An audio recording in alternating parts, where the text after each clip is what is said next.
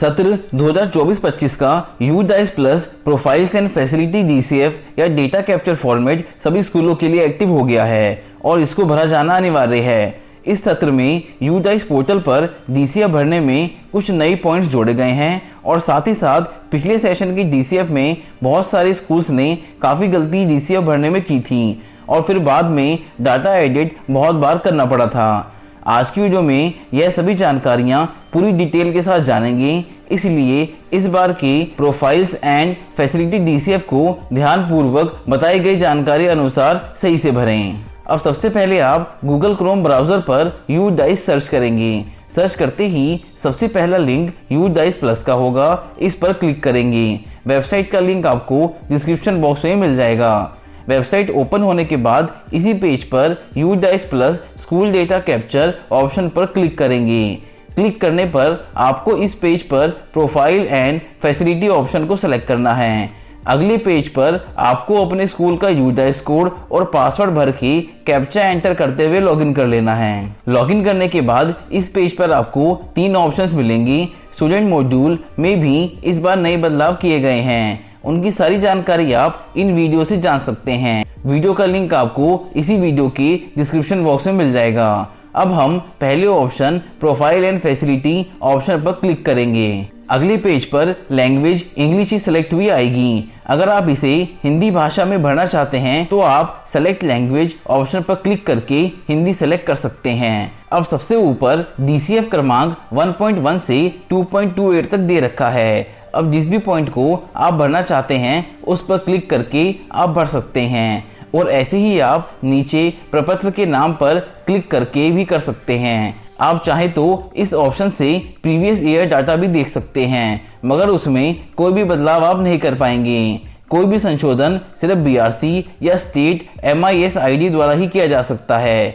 चलिए अब सभी प्रपत्रों को सही से कैसे भरना है वह जानते हैं। सबसे पहले प्रपत्र 1.1 से 1.23 तक बेसिक स्कूल प्रोफाइल ऑप्शन पर क्लिक करेंगे। इसमें आप अपनी स्कूल की सभी जानकारी को एक बार चेक कर लेंगे और अगर आपके स्कूल में हेड या इंचार्ज टीचर बदल गए हैं तो आपको उनका नाम और मोबाइल नंबर अपडेट कराना होगा। इस प्रपत्र में कोई भी जानकारी अपडेट करने के लिए आपको अपने ब्लॉक या फिर डिस्ट्रिक्ट MIS से संपर्क करना होगा, तभी आप इस प्रपत्र में किसी भी जानकारी में संशोधन करा पाएंगे। अब अगली प्रपत्र 1.24 से 1.36 में आपको स्कूल का मूल विवरण भरना है। साथियों, अब आगे के सारे डीसीएफ पॉइंट्स जो आपने पिछले सेशन में भरे थे वही सब ऑटो फिल्ड भरे हुए आएंगे। आपको बस कुछ पॉइंट्स भरने पड़ेंगे और बाकी के जो पॉइंट्स एडिट करने हों आप उन्हें साथ साथ देखते हुए करते जाएंगे।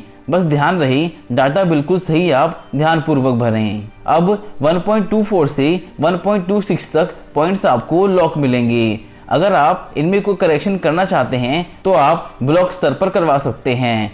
कुछ स्कूल्स के लिए यह पॉइंट्स लॉक नहीं होंगे, तो वह स्कूल्स पॉइंट 1.24 में जो भी भाषाएं आपके स्कूल में पढ़ाई जाती हैं उनकी जानकारी कक्षा सहित आपको भरनी है।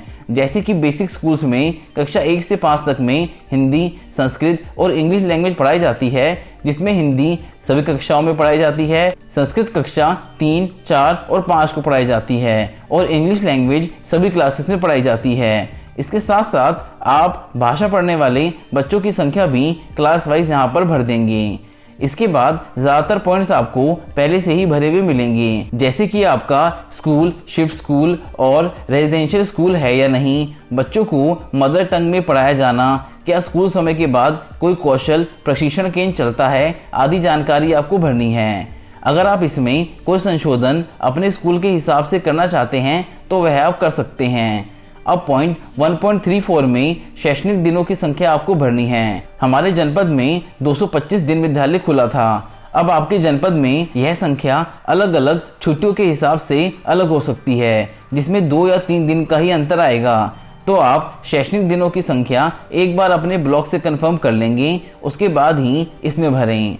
अब अगले पॉइंट में बदलाव किया गया है। 1.35 में क्या स्कूल में सतत व्यापक मूल्यांकन CCE लागू किया जा रहा है। CCE विद्यालय से संबंधित सभी गतिविधियों में बच्चे के विकास का मूल्यांकन करने की एक प्रक्रिया है जो कि हर स्कूल में होता है। इसमें आप हाँ करेंगे और नीचे संचयी रिकॉर्ड रखा जा रहा है और रिकॉर्ड को उनके माता पिता के साथ साझा किया जाता है, कॉलम में भी आप हाँ कर देंगे। अब नीचे जमा करें और अगले बटन को प्रेस कर देंगे। अब अगले पॉइंट 1.37 से 1.52 तक आपको आंगनवाड़ी, एसएमसी, एसएमडीसी और अन्य जानकारियां भरनी हैं। यहाँ पर भी आपको पहले से ही आपके स्कूल के पिछले सत्र के यूज डाटा अनुसार ज़्यादातर जानकारियाँ पहले से ही भरी हुई मिलेंगी। आपको उसमें थोड़ा बहुत संशोधन करना होगा, जैसे कि 1.37 में हमारे स्कूल में आंगनवाड़ी केंद्र होने के कारण आंगनवाड़ी केंद्र का कोड यहाँ पर भरा हुआ है, मगर आंगनवाड़ी केंद्रों में कुल बच्चे लड़के व लड़कियों की संख्या यहाँ पर 0 दिखा रहा है, तो यहाँ पर हम इस बिंदु को एडिट कर देंगे। और अगर बाल वाटिका को लोकेटेड आंगनवाड़ी स्कूल में प्रारंभ की जा रही है तो उसकी जानकारी भी भर देंगे। इसके बाद अगर आपके स्कूल में आउट ऑफ स्कूल बच्चे हैं तो आप उसकी जानकारी यहाँ पर भर देंगे। अगले पॉइंट में रेमिडियल टीचिंग और लर्निंग एनहांसमेंट वाले बच्चों की संख्या भरनी है। अगर आपके स्कूल में यह सब बच्चे हैं तो आप इसमें बच्चों की संख्या भर देंगे।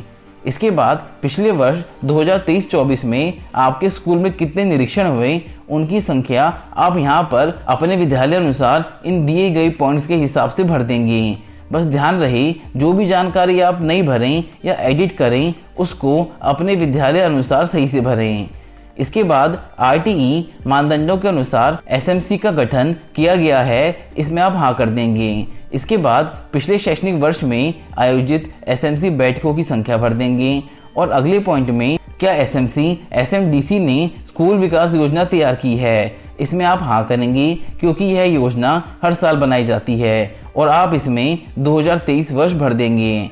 अगले पॉइंट 1.44 में क्या स्कूल निर्माण समिति का गठन किया गया है, इसमें ज़्यादातर विद्यालयों में कमेटी गठित नहीं होती है, तो इसमें आप अपने विद्यालय अनुसार हाँ या ना करेंगे। अगले पॉइंट क्या स्कूल ने अपने एकेडमिक कमेटी का गठन किया है, इसमें आप हाँ करेंगे। फिर क्या स्कूल ने अपने अभिभावक अध्यापक संस्था पीटीए का गठन किया है, इसमें आप हाँ करेंगे और नीचे पिछले वर्ष में आयोजित पीटीए या पीटीएम बैठकों की संख्या भर देंगे। अब अगले पॉइंट 1.45 में आपका स्कूल पीएफएमएस के अंतर्गत पंजीकृत है या नहीं इसकी जानकारी देनी है, जिसमें कि परिषदीय विद्यालय इसमें हाँ ही करेंगे और बाकी स्कूल्स अगर आपके स्कूल की ग्रांट पीएफएमएस पोर्टल के माध्यम से आती है तभी इसमें आप हाँ करें, अन्यथा नहीं। अब अगले पॉइंट में आपको बहुकक्षा कक्ष की जानकारी देनी है, जैसे कि अगर आपके स्कूल में एक से अधिक कक्षा एक साथ पढ़ाई जाती हैं तो आप उनकी जानकारी यहाँ पर कक्षाएं चुने वाले ऑप्शन से ही सेलेक्ट करके सेव कर सकते हैं। अगले पॉइंट में आपको स्कूल परिसर की जानकारी देनी है। अगर आपके स्कूल में पूर्व प्राथमिक, प्राथमिक, उच्च प्राथमिक या माध्यमिक या उच्च माध्यमिक स्कूल एक ही परिसर में स्थित हैं तो आप उसकी संख्या यहाँ पर भर सकते हैं। अगर कोई भी एक है तो उसमें 1 भरेंगे और बाकी सब में 0 कर देंगे। अब अगले पॉइंट 1.49 और 1.50 में अपने स्कूल से संबंधित एक भारत, श्रेष्ठ भारत और फिट इंडिया स्कूल से अगर प्रमाणित है तो उसकी जानकारी आप दे देंगे।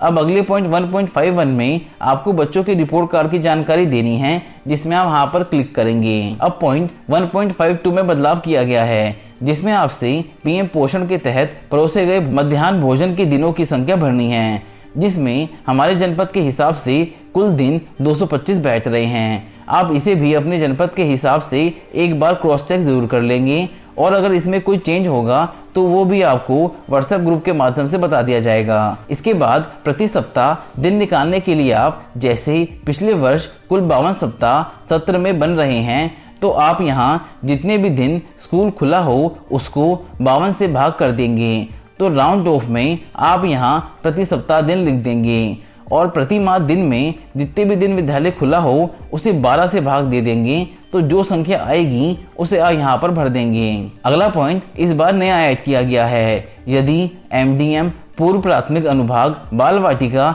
या आंगनवाड़ी में आप खिला रहे हैं तो उसकी जानकारी भी आपको देनी होगी। अब भरे गए डाटा को आप साथ ही साथ सेव भी करते जाएंगे।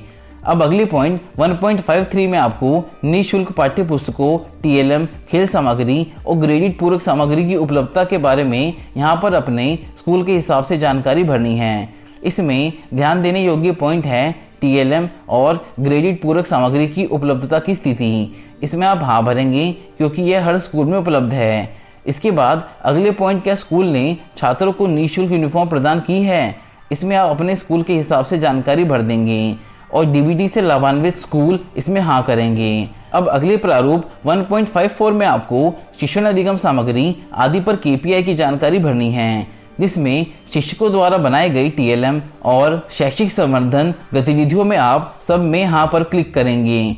इसके बाद साइबर सुरक्षा पर उन्मुखीकरण प्राप्त करने वाले छात्रों की संख्या और मनोसामाजिक पहलुओं पर प्रशिक्षण प्राप्त करने वाले छात्रों की संख्या में अगर बच्चों का कोई प्रशिक्षण हुआ है तो वह संख्या आप यहाँ पर भर देंगे। अब अगले पॉइंट्स में आपको स्कूल सुरक्षा से जुड़ी जानकारी भरनी है, जिसमें पहले से डाटा ऑटोफिल होगा, आपको बस क्रॉस चेक करते जाना है।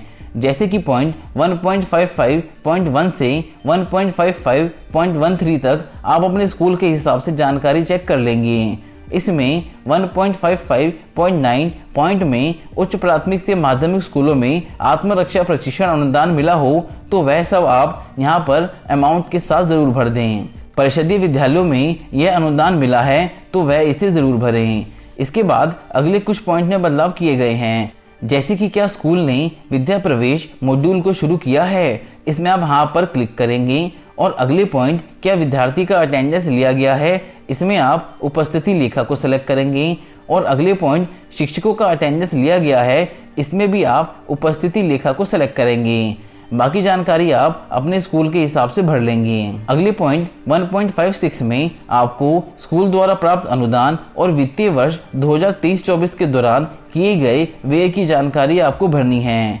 इसमें कुछ नए कॉलम ऐड किए गए हैं, जैसे कि आपके स्कूल में कंपोजिट ग्रांट की जो धनराशि आई है उसकी जानकारी, पुस्तकालय, बड़े मरम्मत कार्य हेतु, खेल और शारीरिक शिक्षा के लिए अनुदान और मीडिया और सामुदायिक जुटाव हेतु अगर कोई अनुदान आया है तो उसकी जानकारी आप यहाँ पर भर देंगे। इसके बाद एसएमसी के प्रशिक्षण हेतु सभी परिषदीय विद्यालयों में 1300 रुपये आए थे तो उसकी संपूर्ण जानकारी आप यहाँ पर भर लेंगे, जैसा कि आप यहाँ पर देख पा रहे हैं। इसके बाद स्कूल को अगर किसी एनजीओ, पीएसयू या फिर समुदाय द्वारा कोई सहायता प्राप्त हुई हो तो उसकी जानकारी भी आप यहाँ पर भर देंगे। इसके बाद 1.58 पॉइंट में इन्वेंटरी रजिस्टर के बारे में आपको जानकारी भरनी है। आईसीटी का रजिस्टर अगर आपके विद्यालयों में अब है तो उसकी जानकारी भर देंगे। और बाकी खेल उपकरण और पुस्तकालय की किताब का रजिस्टर तो हर विद्यालय में उपलब्ध होता ही है। इसके बाद पॉइंट 1.59 में निम्नलिखित के आधार पर स्कूल का कुल वार्षिक व्यय आपको इसमें भरना है, जैसे कि रख रखाव, हाउसकीपिंग, शिक्षकों के लिए कोई अगर खर्च किया गया है या फिर निर्माण कार्य या फिर अन्य में जो भी खर्च हुआ है उसकी जानकारी आप यहाँ पर भर देंगे। अब अगले पॉइंट 2.1 से 2.6 तक आपको स्कूल की भौतिक सुविधाएं आदि की जानकारी देनी है, जैसे कि स्कूल भवन की स्थिति, स्कूल भवन का प्रकार, 4 दीवारी, स्कूल में उपलब्ध कक्षाओं का विवरण, बिजली कनेक्शन है या नहीं, कक्षाओं की संख्या आदि की जानकारी आपको अपने स्कूल के अनुसार ही भरनी है। अब अगले पॉइंट 2.7 से 2.10 तक आपको स्कूल में मौजूद शौचालय की सुविधा, हैंड वॉश यूनिट है या नहीं, पीने का पानी उपलब्ध है या नहीं, रेन वाटर हार्वेस्टिंग आदि की पूरी जानकारी आपको भरनी है। इसके बाद 2.11 से 2.19 तक स्कूल में पुस्तकालय की सुविधा, खेल के मैदान की सुविधा, पिछले वर्ष में बच्चों की स्वास्थ्य जांच की जानकारी, एल्बेंडाजोल और आयरन की गोली की जानकारी, स्कूल में विकलांग बच्चों के लिए रैंप है या नहीं, किचन गार्डन, डस्टबिन और स्कूल फर्नीचर से जुड़ी जानकारी आपको अपने विद्यालय अनुसार यहाँ पर भरनी है। अब अगले पॉइंट 2.20 और 2.22 माध्यमिक और उच्च माध्यमिक वर्गों के लिए है। पॉइंट 2.21 में बोर्डिंग, छात्रावास, आवासीय सुविधाएं अगर स्कूल में उपलब्ध हैं तो उसकी जानकारी देनी है। इसके बाद पॉइंट 2.23 में ऑडियो विजुअल और बायोमेट्रिक उपकरण की जानकारी आप अपने स्कूल के अनुसार भर देंगे। अब सबसे आखिरी प्रारूप में पॉइंट 2.24 से 2.28 तक आपको कंप्यूटर और डिजिटल पहल की जानकारी भरनी है, जैसे कि 2.24 में अगर आपके स्कूल में desktop, laptop, tablet, printer, digital board, scanner, server, projector, camera, smart TV आदि की उपलब्धता है तो आप उसकी जानकारी यहाँ पर भर देंगे।